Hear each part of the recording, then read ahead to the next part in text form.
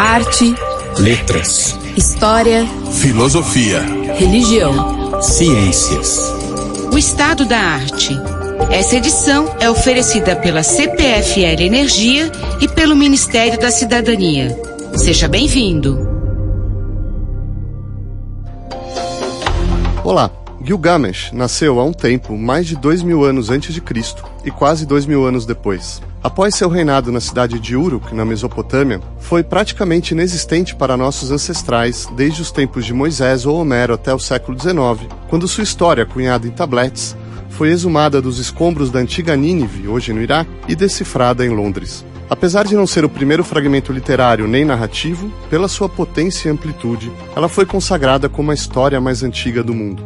É também das mais abrangentes, contendo tudo o que faz uma história apaixonante. Batalhas, sexo, monstros, aventuras, mágica, lealdade, morte, mas explorado com uma profundidade raras vezes igualada por todas as histórias que vieram depois. Os leitores modernos viram nela uma precursora das questões mais polêmicas da contemporaneidade, da preservação ambiental, à legitimação do amor homossexual, até a emancipação dos oprimidos. Não por acaso, os sumérios conheciam Gilgamesh como aquele que supera todos os reis, e os acádios como aquele que o abismo viu. Como aos descendentes de Noé, lhe foi dado ver a destruição cataclísmica da raça humana. Como os grandes heróis da antiguidade, ele foi filho de deuses e homens. Como Heitor ou Aquiles, foi o maior guerreiro de seu povo. Como Ulisses, percorreu os confins do mundo, mas não só para retornar à sua casa, e sim como Enéas, para criar uma civilização. Como eles e Dante, atravessou o mundo dos mortos. Como Fausto e o jagunço Riobaldo do Grande Sertão, transacionou com forças demoníacas para ultrapassar os limites humanos, e como este último tocou a imortalidade através do amor do melhor amigo e ao preço de sua morte. No preâmbulo, o poeta nos assegura que ele foi um titã em força e sabedoria. Mas tudo o que vemos em sua história é um tirano impiedoso com seu povo, ímpio com os deuses, impudente com as mulheres e imprudente com a natureza, que sacrificou a vida do seu amigo por um capricho, menosprezou as virtudes da vida familiar, abandonou suas responsabilidades para viver como um vagabundo selvagem, perdeu um elixir prodigioso por desleixo, perseguiu soluções quiméricas para o mistério da vida e, na hora extrema, a ponto de receber a verdadeira resposta, foi incapaz de ficar acordado por mais de 5 minutos e dormiu como uma criança. Para decifrar a epopeia de Gilgamesh, convidamos Jacinto Brandão, professor emérito de Letras Clássicas da Universidade Federal de Minas Gerais e tradutor da epopeia de Gilgamesh, Kátia Poser, professora de História da Arte da Universidade Federal do Rio Grande do Sul e coordenadora do Laboratório de Estudos da Antiguidade Oriental, e Marcelo Rede, professor de História Antiga da Universidade de São Paulo e autor de Família e Patrimônio na Antiga Mesopotâmia. Marcelo Rede, esse rei Gilgamesh, ele existiu? Se sim, quem foi? Quando? Onde? Eu diria que a questão da historicidade de Gilgamesh é um problema bastante grande. Mas eu responderia de imediato dizendo o seguinte: Gilgamesh não existiu historicamente num reino de Uruk por volta de 2600, que é lá onde nós deveríamos, a partir dos textos literários, situá-lo, pelo simples fato de que não havia reino sobre o qual reinar. Por que isso? Simplesmente porque a sociedade mesopotâmica, na primeira metade do terceiro milênio antes de Cristo, portanto entre 3000 e 2500, ela é organizada de uma outra maneira. Ela é organizada em torno de templos. São comunidades que se organizam em torno de seu Deus, que tem como expressão administrativa, gerencial, uma camada de sacerdotes, e, portanto, inexiste palácio, inexiste, eu diria até, Estado, porque o templo, essa estrutura que eu chamo de sociedade-templo, é uma estrutura que não é estatal, ela justamente milita, digamos assim, para usar os termos de Pierre Clastre, contra a formação de um Estado. Quando nós avançamos um pouco e chegamos por volta de 2500, 2400, começam a surgir grandes personalidades que nós poderíamos classificar como grandes homens. Aliás, muitas vezes os textos chamam literalmente dessa maneira: Lugal, homem grande. São senhores de guerra, normalmente. Aí nós vamos começar a ter o surgimento de uma camada efetivamente ligada à guerra, não mais ao templo, e aí está a semente daquilo que vai se configurar no palácio. Mas isso é a transformação profunda, porque passa a história da Mesopotâmia em toda a sua extensão. É a transição entre uma sociedade-templo e uma cidade-reino. É nessa cidade-reino que você tem efetivamente a figura do rei, a realeza, a dinastia, ou seja, tudo aquilo que é atribuído a Gilgamesh, lá em 2600, nós só vamos ter a partir de 2400 e, sobretudo, com a consolidação do Império de Akkad, em 2300. Aí nós vamos ter, efetivamente, uma situação histórica com uma cidade-reino que tem esses atributos nos quais, eventualmente, um Gilgamesh rei poderia existir. Mas, justamente, isso não ocorre antes. Logo depois, por volta de 2100, na terceira dinastia de Ur, o que nós temos? Nós temos um processo de centralização, embora esse período seja chamado de renascimento sumério, ele, na verdade, reproduz o esquema político-social da época de Akkad, organizado, portanto, em torno dessa cidade-reino. É verdade que há uma espécie de renascimento cultural. E é dessa época, por volta de 2100, que nós temos os principais textos sumérios que nós conhecemos. Os manuscritos são até um pouco mais tardios, inclusive aqueles que nós conhecemos do chamado ciclo sumério de Gilgamesh. Nós conhecemos 5 textos que tratam de Gilgamesh, que tratam de histórias relativas a Gilgamesh, que foram produzidas nesse momento. Foram produzidos com o intuito de encontrar, falando muito rapidamente, uma ancestralidade da qual eles se julgam herdeiros, da qual a cidade-reino, a dinastia, os monarcas de 2100, de 1900, se julgam os herdeiros legítimos.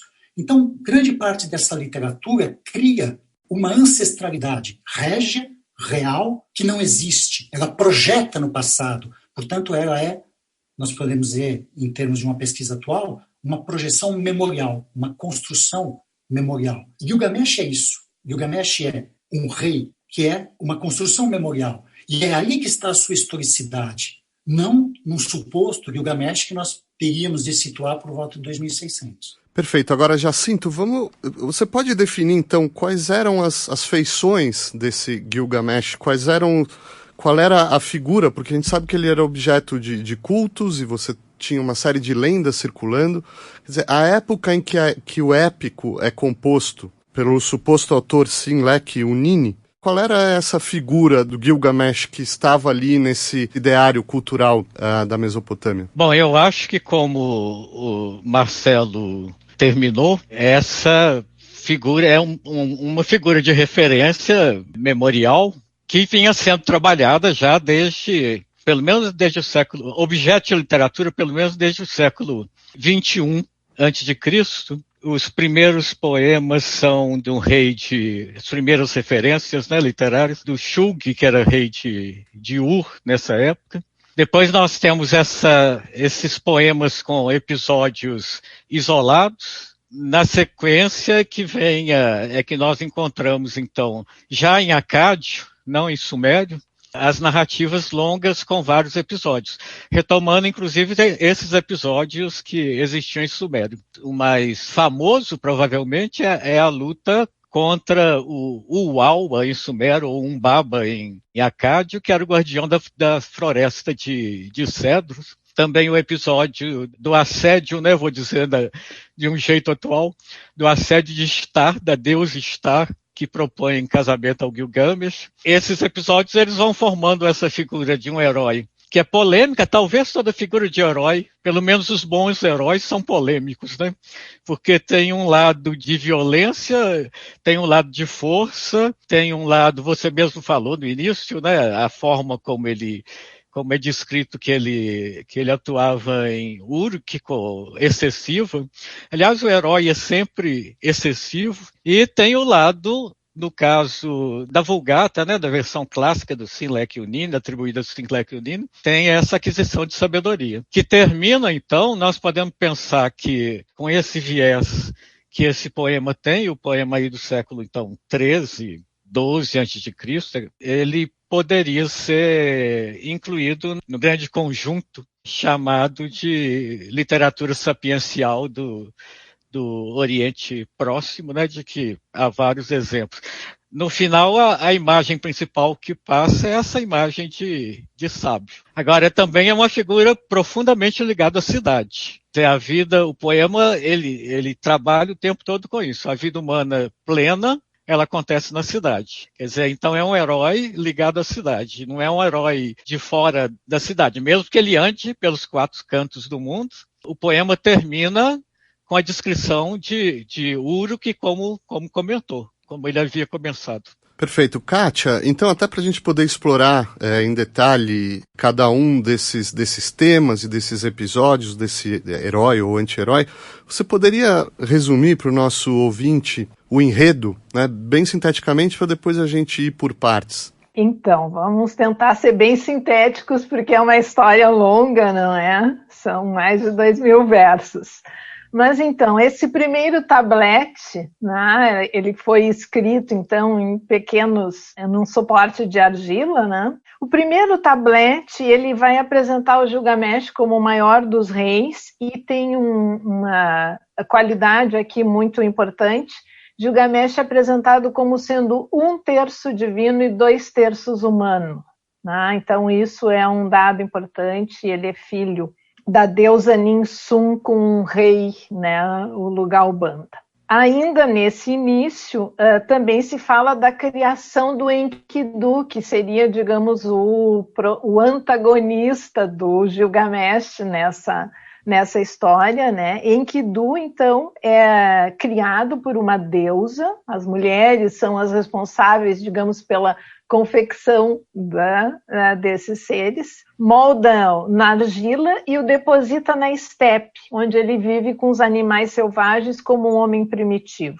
E aí também é narrada a situação, digamos, de terror com que a população da cidade de Uruk vive, tanto pelas guerras, não é, como pela imposição de Gilgamesh de que todas as jovens recém-casadas deveriam passar a primeira noite com ele. Ainda nesse processo, se fala, então, do encontro do Enkidu com a Shamhat. Nós vamos ter, mais adiante eu vou querer falar um pouquinho das mulheres nesse texto, né? A Shamhat é uma cortesã, é uma prostituta, e ela é responsável pelo processo civilizatório deste, digamos, homem primitivo, desse ser selvagem. Então, enfim, ela vai ter relações sexuais com Enkidu, ela vai banhá-lo, perfumá-lo e vestir roupas limpas. Nesta ordem, necessariamente. Depois ela apresenta o Enkidu aos camponeses, e aí o Enkidu vai comer o pão e beber a cerveja pela primeira vez. Então, são várias, digamos, prerrogativas dessa vida urbana que o Jacinto havia mencionado. A cortesã vai convencer o Enkidu a vir até Uruk para encontrar o Gilgamesh. E, na verdade, o Enkidu ele fica muito chocado com essa atitude que ele considera de iniquidade do Gilgamesh para com as mulheres do seu reino, e ele decide, então, se enfrentar com a Gilgamesh. Eles vão efetivamente lutar, não é? Uma luta de titãs. Depois tem uma parte que o texto foi perdido, e aí a gente já tem a apresentação de Enkidu como grande amigo de Gilgamesh. E aqui, então, nós já vemos surgir um tema fundamental da epopeia, que é esse da amizade. No terceiro tablete, nós vamos ter, então, informações sobre os preparativos dessa expedição. Esses 2 amigos agora, então, partem para matar o Umbaba, né, o guardião da floresta de cedros. A Ninsun, a mãe de Gilgamesh, se preocupa com essa aventura. O quarto tablete, já bem fragmentário, ele vai falar então desse percurso da viagem, e aqui tem um outro dado importante, é que Gilgamesh a cada noite ele sonha, ele tem um sonho, e ao amanhecer ele conta o sonho para o Enkidu, que é quem desvenda o sonho, porque o sonho tem um papel fundamental na sociedade mesopotâmica. Os deuses falam com os homens através dos sonhos. No quinto tablete, seguimos, então, eles fazem essa luta, tem essa luta feroz de Gilgamesh e Enkidu contra Umbaba. Enkidu, então, mata o guardião da floresta e eles, então, voltam para Uruk. O 6º tablete descreve o fascínio exercido pela beleza de Gilgamesh sobre a deusa Ishtar, que é uma personagem peculiar e fundamental no panteão mesopotâmico. E ela, então, ao vê-lo, não é, banhado, ornado com adereço, se apaixona, se insinua sexualmente para ele e promete poder e glória se ele aceitar desposá-la. Mas o Gilgamesh, que é um homem, não é um ser humano, renega a deusa. Então aqui nós já temos, né, uma questão muito importante que a gente pode discutir mais adiante. E ele faz a lista, ele dá os motivos por isso, né? Ele lista todos os ex-amantes dela, tudo que ela fez com estes pobres homens, né? E ele então a renega. E ela, claro, fica muito insultada com isso e pede ao seu pai, o grande Enlil, que me envie à terra o touro celeste, uma criatura feroz, para destruir Uruk, onde ela pensa, então, se vingar de Gilgamesh. Mas a artimanha não dá certo, porque, novamente, Gilgamesh e Enkidu se unem e eles matam o touro. Ishtar, então, se lamenta pela morte do touro e chora. E Enkidu, então, ao assistir a cena, ele ainda, né, para tripudiar, corta uma pata do touro e joga no rosto da deusa. Um insulto maior, que ele vai pagar um preço muito caro por isso. E é no tablete seguinte, o 7º tablete, então, que é narrado o adoecimento e a morte de Enkidu. Mas ele tem consciência, né, da doença e da proximidade da morte, então ele fica aterrorizado com isso. No 8º tablete, nós temos a sequência da narrativa dos funerais e uma lamentação muito grande de Gilgamesh pela morte do amigo. O 9º tablete, então, segue Gilgamesh chorando o Enkidu, vagando desesperado na estepe. E é nesse momento que ele decide ir ao encontro de um personagem que é o Utanapishtim, que seria, a gente poderia chamar do herói do dilúvio que se tornou imortal. Depois a gente linka isso com outro mito. É um outro relato, uma viagem encantada, habitada por seres mitológicos, e depois, então, de um longo e difícil caminho, Gilgamesh chega a um maravilhoso jardim. E aqui também é um outro tema que a gente pode depois trabalhar mais, a questão do jardim no urbanismo oriental. O 10º tablete, então, ele vai encontrar a taberneira Siduri como a guardiã desse jardim.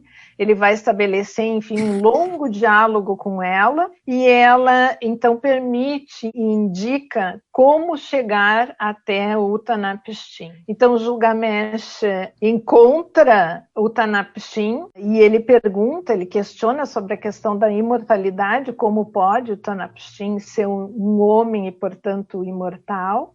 E aí nós vamos ter, então, uma narrativa detalhada do dilúvio, né? E a narração do Deus, a intervenção, desculpe, do Deus Ea para que a família, que o Utanapishtim sobrevivesse. Gilgamesh, então, tem que se submeter a essa prova, não é, de que ele consegue essa vontade de superar a morte, onde ele deveria, então, passar 6 dias e 7 noites sem dormir, o que ele não consegue. Ele está para voltar muito desolado, e aí a esposa do barqueiro, o Urshanabi, que é quem levou ele, a esposa que não é nomeada, é uma mulher que não é nomeada, ela fica consternada com a aflição do Gilgamesh e permite que lhe seja concedido um favor. Então, Utanapishtim desvela para ele o mistério da planta da juventude, aquela que poderia prolongar a vida. E aí, então, ele consegue recuperar essa planta e quando eles estão voltando para Uruk, ele perde a planta. Jacinto tinha mencionado isso também, né? Ele se deixa novamente dormir, uma serpente rouba a planta, ele se desespera, mas então volta para Uruk com as mãos vazias. E o tablete então termina com a descrição dessa magnífica cidade, né? E aí nós vamos ter a inserção desse 12º tablete, que vai narrar o que é a vida, não é, no mundo dos mortos, digamos assim. Certo, então você tem aí uma circularidade nessa história, né? Marcelo Rede, vamos começar a destrinchar, então, fatiar esses temas todos. Uma das questões, sendo uma epopeia que tinha ali o seu valor pedagógico, né? Uma das questões que é abordada é a questão da ordem política e social. E você tem alguns contrastes nessa história. Primeiro, entre o Gilgamesh, que é apresentado no proêmio da história como um grande sábio, um grande soberano, mas logo no início a gente encontra um tirano brutal e violento, né? E depois, ao longo da história, a gente vai se confrontar com esse outro contraste entre esse rei 2/3 Deus, como disse a Kátia, o Gilgamesh, mais mortal. Você vai ter esse encontro com um rei antediluviano que recebeu a imortalidade, que é Utnapishtim. Você tem o rei dos deuses, né? Que está ali coordenando um pouco essa trama, essa ação. Então, assim, o que essa história dizia na época e nos diz hoje sobre a concepção babilônica da ordem política e social?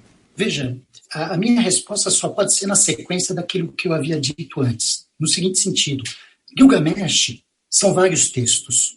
O texto de Sinekh-Unini que nós conhecemos é um texto da Biblioteca de Assurbanipal, portanto, do século VIII, século VII antes de Cristo, portanto, num contexto do Império Neo-Assírio. Mas a sua concepção se dá antes, nesses textos escritos em sumério, lá na transição entre o 3º e o 2º milênio. Portanto, falar dessa dimensão política de Gilgamesh implica e necessita uma contextualização, porque são contextos completamente diferentes. Então, falando do primeiro contexto, depois a gente pode avançar, o que esses textos sumérios concebem?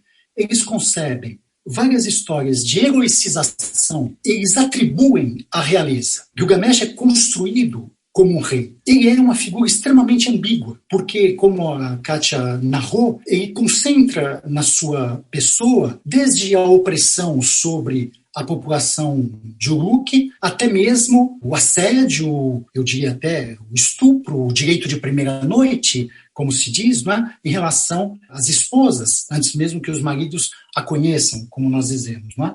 Então, você tem um primeiro elemento que é extremamente opressivo, mas, ao mesmo tempo, você tem um herói capaz de fazer coisas espetaculares, coisas sobrenaturais, sobre-humanas, justamente por conta dessa sua ambiguidade. Então, nós temos aí uma heroicização desse personagem que vai justificar, de uma certa maneira, esses primeiros conglomerados régios, dinásticos, essas primeiras cidades-reinos que vão surgir no final do 3º milênio e no começo do 2º milênio. Além disso, você tem, de outro lado, esse trajeto que faz com que Gilgamesh, particularmente na epopeia, saia dessa posição mais negativa em relação à realeza e transite para uma espécie de processo de conhecimento dos seus próprios limites, daquilo que é o excesso que no começo ele praticava contra a sua própria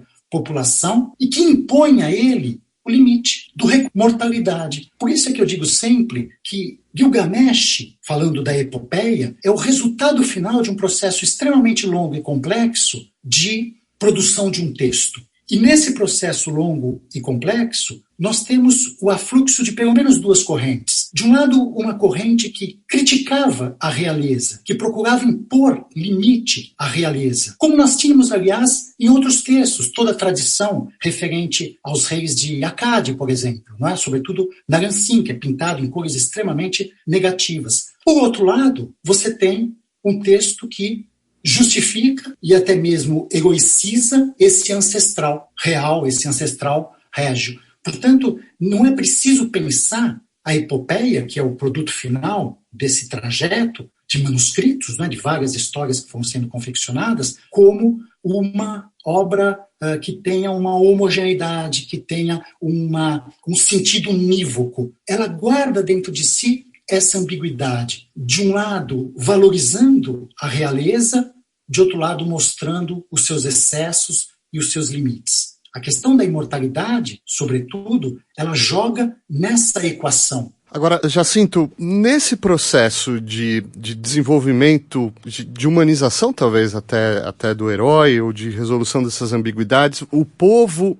clama aos deuses para que os defendam desse tirano, desse opressor, e eles criam essa figura do Enkidu. Qual é a ideia por trás desse projeto divino, né, de se criar um rival para responder aos anseios do povo? Em primeiro lugar, nós podemos pensar que é a necessidade de ter alguém tão grandioso quanto o Gilgamesh, para se opor a ele. Agora, nós temos de lembrar também que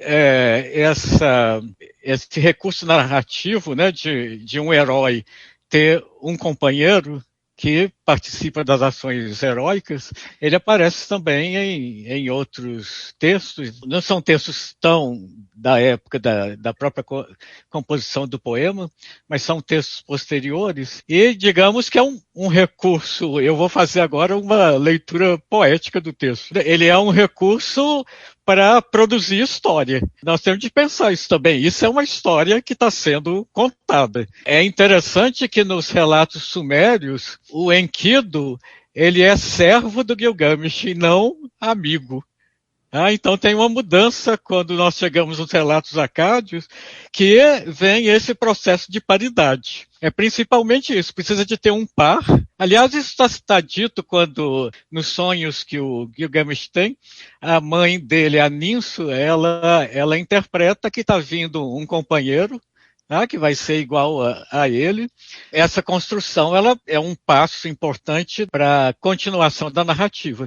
No primeiro momento, o papel do Enkidu é ser o par do Gilgamesh. Indo mais um pouco, como a Kátia narrou, vem esse contraponto, né, do homem primitivo, do homem selvagem, que vivia junto com os animais e que ele vai passar pelo processo de humanização, que é digamos, contraponto pelo contrário. O Gilgamesh é o máximo do civilizado, o Enkidu é aquele homem selvagem. Depois que eles se confrontam, e a luta é muito importante, isso também é uma passagem narrativa que a gente encontra também em outras histórias, né? Basta lembrar a luta de Jacó com o anjo, quer dizer, isso é um processo que dá um passo na mudança de uma determinada personagem, e é muito interessante, né? Porque não é uma luta que um quer matar o outro, não é uma luta de morte, é uma luta, digamos, é um confronto para medir se os dois estão no mesmo pé. Tem uma comentadora que diz uma coisa muito interessante, ela fala que essa luta é como o pátio do colégio, quando tem dois meninos que são os maiores amigos, brigam, e aí depois saem abraçados de novo. Quer dizer, aquela luta é uma luta, não é uma luta esportiva, mas é essa luta de medir forças com uma perspectiva que não é de morte. Agora, o Enkidu, a paridade está no processo da ida à floresta de cedro, a forma como os dois terminam por matar o Umbaba, né?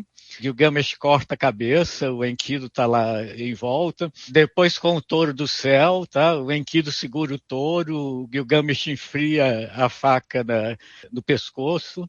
E a grande surpresa é a morte do Enkidu. Eu acho que tudo isso leva para esse ponto, porque vai produzir a mudança principal, tá, do herói, que é essa consciência da mortalidade. Ele sendo humano, mesmo que seja só um terço, ele está sujeito a esse fim, a isso que os deuses, né? Que os deuses decretaram para os homens, seguraram a vida em suas mãos e deram a morte para os homens, que são as palavras do Utnapishtim quando ele está se expressando com Gilgamesh. Agora, Jacinto, justamente, você tem um encontro com um outro, você tem um sentimento de paridade, se desenvolve dali uma amizade, talvez até uma relação amorosa entre os dois, e eles partem para essas aventuras. Qual é a motivação para eles irem atacar esse monstro Umbaba? O que eu estou querendo chegar isso é um exemplo de hubris ou de transgressão da ordem divina, do humano ultrapassando os seus limites e que por isso vai ser punido e por isso vai levar o Gilgamesh e o próprio Enkidu a encontrarem a morte, a mortalidade, a finitude? Tem, a tabuinha 2 é muito fragmentada, mas tem um verso que é muito importante, que quando eles estão conversando sobre essa expedição à Floresta de Cedros, tem um verso que diz assim, tudo que o homem faça é vento. Isso é uma formulação muito oriental, porque o vento significa uma coisa vã. Quer dizer, tem uma ideia de que realizar ações heróicas, isso seria uma possibilidade de sair desse limite, digamos, né, que é próprio da humanidade. No poema sumério, essa decisão para a expedição, ela acontece depois que o Gilgamesh vê um cadáver passando pelo rio. Essas coisas estão dando a ideia, né, de que existe uma percepção do limite do humano e realizar uma ação heróica é passar desse limite. Agora, é interessante, né, porque passando do limite vem as consequências. Então, nós não temos nos textos, nem sumério nem acádio, né, a razão da doença e da morte do Enkidu. Nós encontramos isso numa tradução do poema para o hitita. Então, o que se diz nessa tradução para o hitita é que os deuses se reuniram em assembleia, a ofensa contra Ishtar está contando, naturalmente, mas também a morte do Umbaba. O Umbaba é protegido pelo deus Enlil. Ele é o guardião da floresta. Quer dizer, os deuses, então, discutem e resolvem que quem vai morrer, então, não é o Gilgamesh, mas é o Enkidu. É interessante que o Enkidu leva o peso da ultrapassagem desses limites. Agora, Kátia, vou pegar esse gancho, porque existe esse encontro que você já nos narrou do Gilgamesh com a deusa Ishtar, que, se eu salvo engano, é a deusa do sexo e também da guerra, né? Tem essa rejeição até um pouco imprudente, né? Até um pouco agressiva por parte dele. Qual é o sentido simbólico desse encontro, desse homem sendo cortejado por uma deusa, rejeitando essa deusa e as consequências que isso vai trazer para ele, para o amigo e depois inclusive no limite para todo o povo ali, né? Bom, pois as consequências são sérias e gravíssimas. Eu penso que talvez uma chave de leitura seja que o poema apresenta diversas situações de inversões, onde se esperaria um determinado comportamento, não é, de uma figura, e ela vai reagir exatamente o oposto. Então, Ishtar é uma mulher, é considerada a deusa mais importante do panteão mesopotâmico, e ela tem esse caráter, ela está associada, na verdade, Ishtar é o resultado de uma associação de 3 divindades diferentes, né? A deusa do sexo, a deusa da guerra e uma deusa estelar, o planeta Vênus, né? Representação de Ishtar também. Ela, então, vai, apesar de ser uma fêmea, se comporta também como um macho. Ela vai ter um papel ativo na relação. Ela não vai ser o que se esperaria de um comportamento feminino, que ela é ativa. Ela se interessa pelo Gilgamesh, ela faz propostas sexuais e de casamento, né? E ele conhece, digamos, o histórico dela e a sua relação com os homens. Então, ele vai rejeitar por conta disso. Então, assim, de novo, nós temos aqui uma outra inversão. Como um mortal se atreve, né, a rejeitar uma deusa, e não é qualquer deusa, é uma deusa importante. Ishtar, ela é considerada em vários textos religiosos como essa, digamos, ela está associada à figura da prostituição. E aí, então, nós podemos fazer, digamos, essa associação, esse link com a Shamhat, a cortesã, aquela lá do início, responsável pelo processo civilizatório do Enkidu. são mulheres que estão associadas. Então, são mulheres que, de certa forma, elas têm independência, elas são trabalhadoras, assim como a Siduri, é uma taberneira, uma mulher independente que tem profissão, a Shanhat também, né? Ser prostituta é uma profissão. Então, elas apresentam, digamos, um comportamento que não seria esperado para a figura feminina. Na própria epopeia, nós vemos a importância da família, da relação com as crianças, por exemplo. Essas mulheres, elas rompem com esse padrão normativo. Então, eu penso que é uma ideia interessante aqui de se pensar. Marcelo Rede, você tem um corte na história que é justamente com a morte do Enkidu. Quer dizer, coloca o Gilgamesh diante da morte do amigo. A cena é narrada de maneira muito gráfica. Ele vê um verme saindo do nariz do cadáver do amigo e decide partir em busca da imortalidade, tentando solucionar o problema da morte, né? E nisso vai até os confins do mundo e encontra essa figura, Utnapishtim, que sobreviveu ao dilúvio, né? E ganhou com isso a imortalidade. Agora, essa revelação do dilúvio, né, o que isso exprime sobre a concepção babilônica da providência divina e sobre os destinos, as origens e os destinos da civilização e do cosmos? Quer dizer, você tem todo aí um universo de implicações, né, que diz respeito a toda a humanidade. Eu penso que antes mesmo do Gilgamesh, desse mito fazer parte dele, esse mito, aliás, do dilúvio, ele é praticamente uma cópia de um outro poema que nós conhecemos, Atrahasis, que narra praticamente da mesma maneira, e quando nós temos a epopeia ninivita, essa é a fonte, certamente, desse mito do dilúvio. Eu costumo tratar o mito do dilúvio como uma espécie de contraponto dos mitos de criação.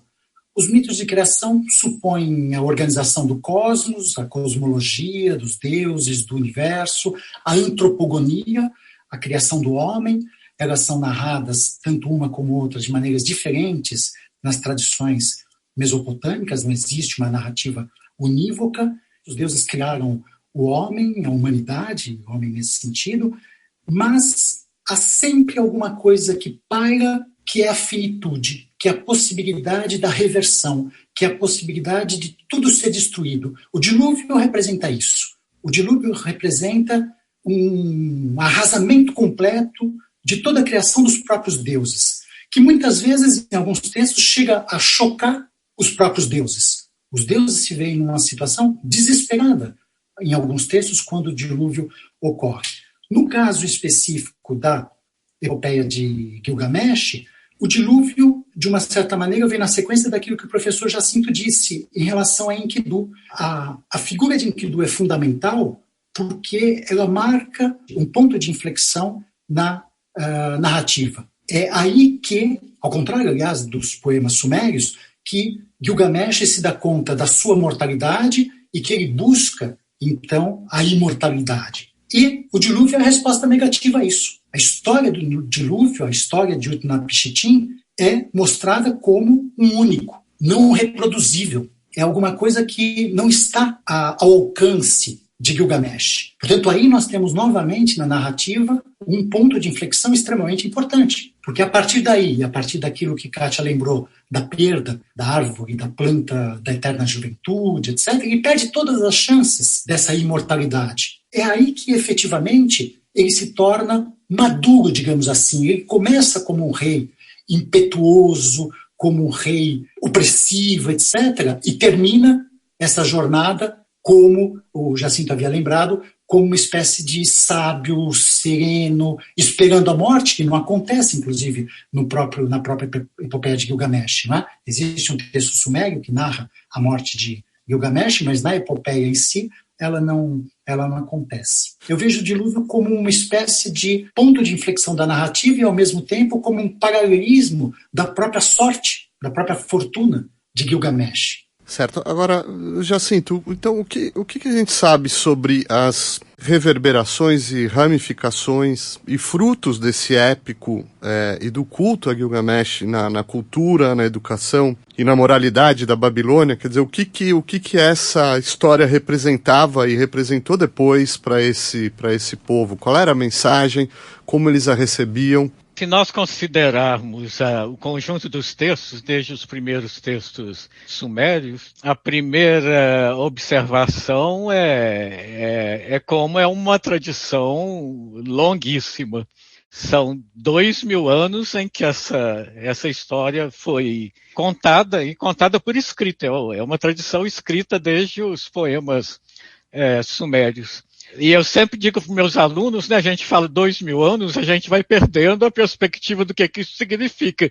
2000 anos é essa nossa cultura ocidental e cristã, e nós achamos a maior vantagem estar no século XXI, né? Quer dizer, é um período é uma duração longuíssima, que essa história circulou num espaço também geográfico muito grande, sendo traduzida, né, para outras línguas. Eu já falei da tradução para o hitita, talvez houvesse uma tradução para o urrita, mas foram achadas textos no litoral da Síria, no Egito. Então é uma circulação muito ampla. Algumas dessas tabuinhas, elas são encontradas em ambiente escolar. É por isso que eu acho que nós podemos pensar que, aplicando a palavra, né, que nós aplicamos aos gregos e latinos, o texto era um tipo de clássico. E aí eu estou pensando que um clássico depende dessa transmissão escolar. Nós não temos informação de como era a outra forma, como é que o texto era transmitido, se ele era lido em voz alta. Não é impossível, mas em princípio é uma tradição escrita.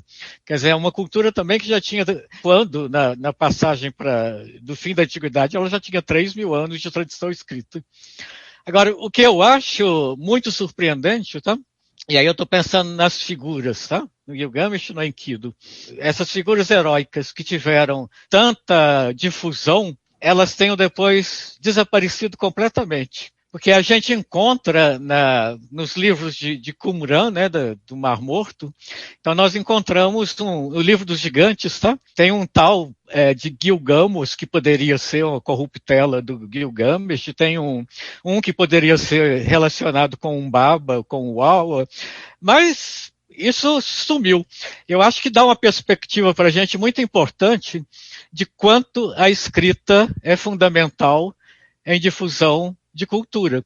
Desde que o cuneiforme foi abandonado e a escrita alfabética ela se tornou a escrita daquele espaço geográfico, né? Isso deve ser a partir do ano 1000, mais ou menos, quando o alfabeto está aparecendo ali na Palestina. E isso fez com que houvesse um esquecimento e que esses textos, né, eles passassem esses mais 2.000 anos praticamente enterrados, literalmente enterrados, né, nos desertos ali, principalmente do Iraque, até eles serem redescobertos. Eu queria chamar a atenção também para outra coisa, tá? Nós não conseguimos fazer, por exemplo, com Homero, isso que a gente faz de identificar as várias etapas, os vários estados do poema, desde o sumério até a versão antiga, que é o maior de todos os reis, depois as versões médias, até chegar nessa versão que passa a ser a Vulgata, a versão standard. Nós não conseguimos fazer isso com os poemas de Homero, não só porque não tinha escrita, mas também porque se escrevia em material perecível. Então, a tecnologia de escrever nessas tabuinhas de argila, ela é uma tecnologia que se mostrou a mais resistente. Quer dizer, nós conhecemos essa quantidade de textos por essa preservação. É interessante com relação ao dilúvio, alguma coisa que está na narrativa do Beroso. O Beroso era um babilônico, já da época grega, da época helenística, ele deve ser do século III a.C., e ele escreve essas histórias em grego, e ele diz que quando ia acontecer o dilúvio, o deus Cronos, ele usa o nome do deus grego, tá? Mas seria o deus o deus... porque ou o Enki, né, que é o mesmo, o deus contou para para os Xutros, que seria o Utanapishtim, que haveria um dilúvio, e uma das coisas que ele ordenou é que eles enterrassem todos os livros que continham a sabedoria do passado. Aí o dilúvio veio, e uma das primeiras coisas que ele fez depois, o Xutro, foi desenterrar todos aqueles livros, e aí ele teve conhecimento das coisas que eram ditas antes do dilúvio.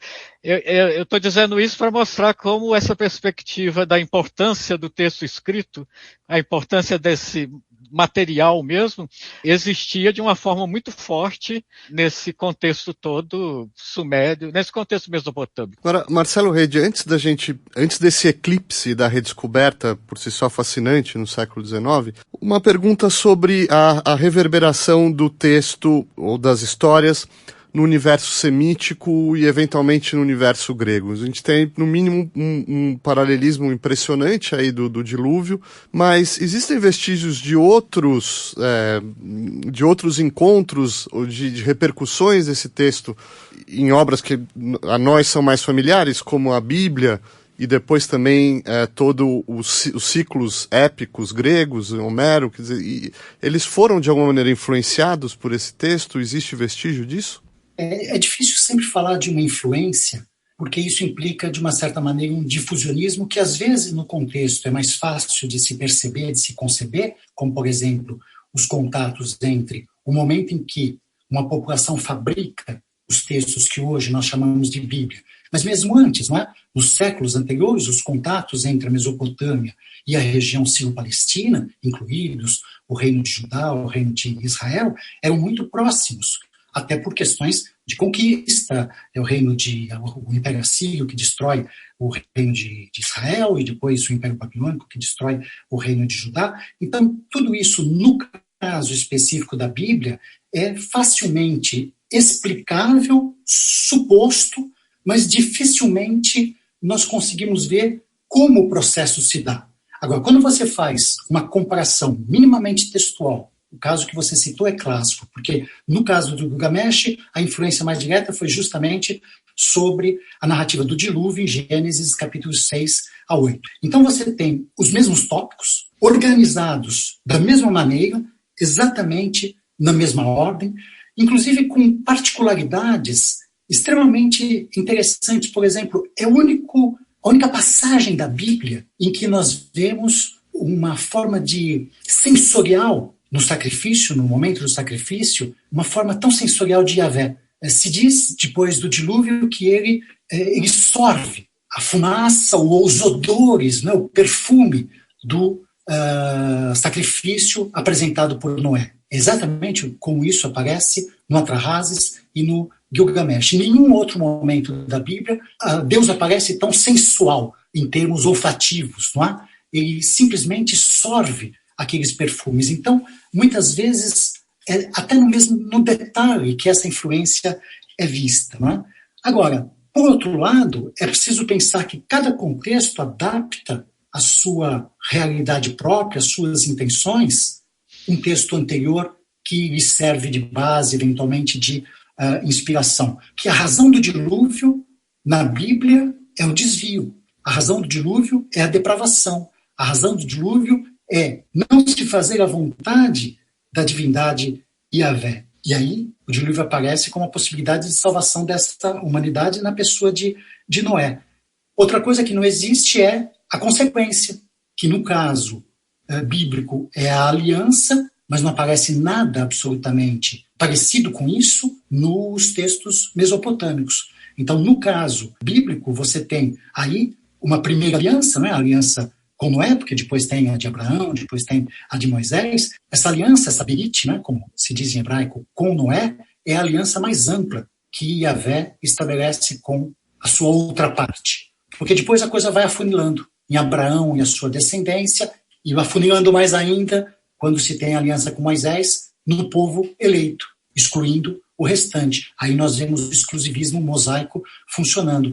Então a ideia de aliança, ela é muito diversificada no próprio texto bíblico, mas no âmbito da narrativa do dilúvio, ela é a mais ampla, a mais generosa, eu diria, a mais universalista, a mais humana. Depois ela vai se afunilando. E Kátia, você tem um momento fascinante que como o Jacinto disse, essa história praticamente enterrada, quase que literalmente na história, e a redescoberta no meados do século XIX por um arqueólogo inglês. Em linhas bem gerais, assim, de maneira sintética, qual foi o impacto desse encontro, dessa história? Quais foram as suas reverberações na cultura erudita e na cultura também popular, moderna? Quer dizer, como que esse rei é reencontrado e influencia a nossa cultura hoje? No momento da descoberta, lá no século XIX, um primeiro tradutor de um excerto do texto foi o George Smith, que era já um assiriólogo que trabalhava no Museu Britânico. E ao decifrar e traduzir um trecho, justamente esse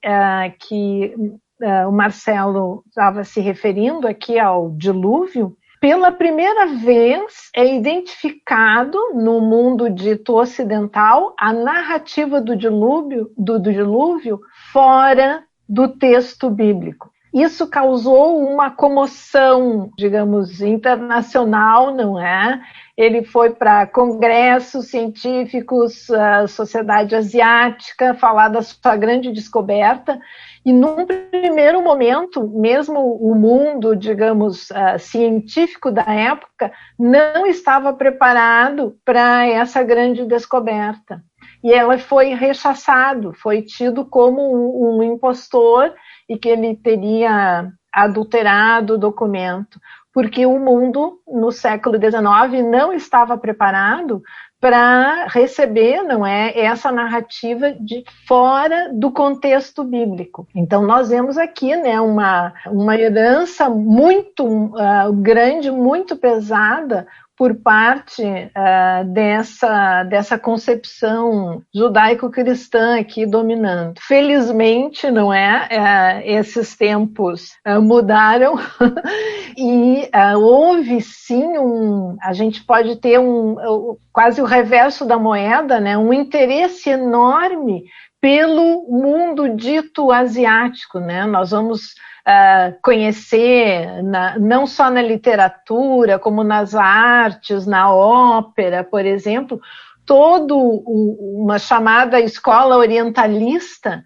onde artistas e não somente arqueólogos e historiadores vão se voltar para esse mundo oriental, né? A própria invasão do Napoleão no Egito também está relacionada com isso.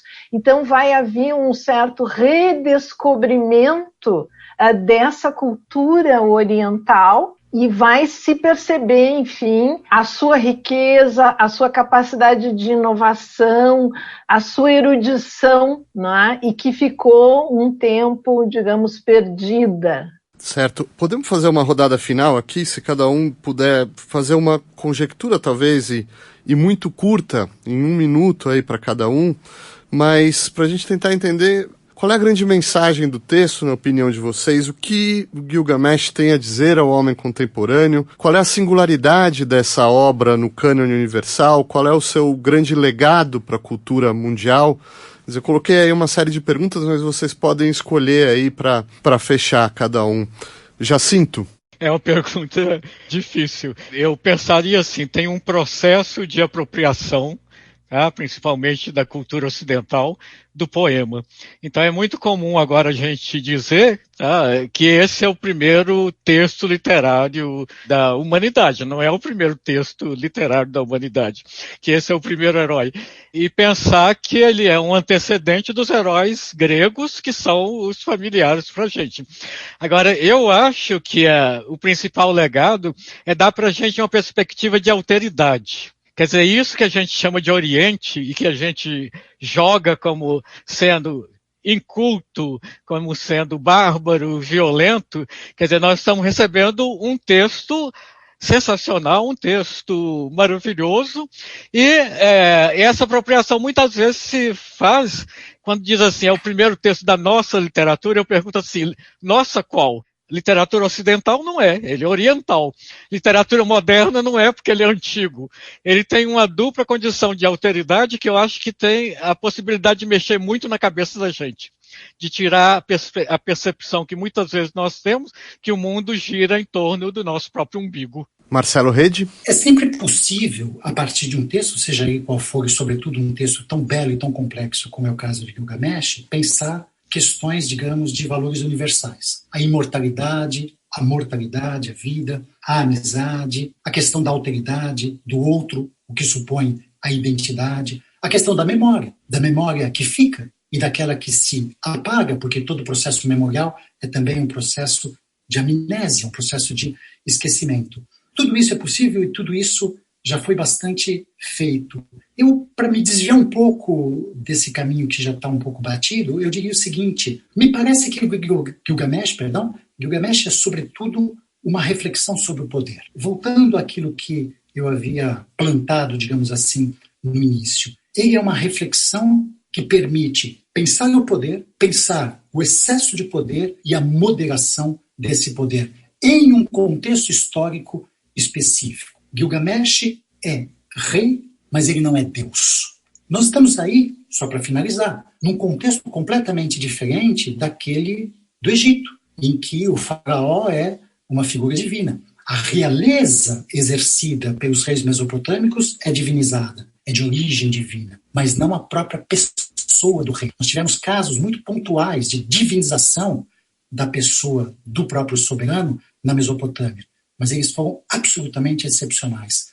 Por isso, o Gilgamesh remete à essência do que é o exercício do poder na Mesopotâmia e pode servir de reflexão contemporânea nesse aspecto também. Kátia Poza? Jacinto e Marcelo trouxeram questões bem importantes, eu penso, né, que a epopeia nos traz, a questão essa da alteridade, eu penso que é um tema fundamental, a da amizade, a da morte, mas talvez eu ficaria com o finalzinho da própria epopeia, quando Gilgamesh volta para Uruk, sem a planta que prolonga a vida, ciente, convencido do seu destino, do destino humano, destino final, que é a morte, e o que resta aos homens, afinal. E aí ele vai perceber que o que importa é o que se faz durante a vida. As ações que os homens fazem ao longo da vida, é isso que fica na memória dos homens. Então é importante que as pessoas vivam pensando nisso. O que elas construíram de bom e de bem para os outros é o que vai ficar. É essa a herança do homem. Então fica aí para o nosso ouvinte essa mensagem final. Foi fascinante. Obrigado, Jacinto Brandão. Obrigado, Kátia Poser. Obrigado, Marcelo Rede. Obrigado por ouvir e até a nossa próxima edição.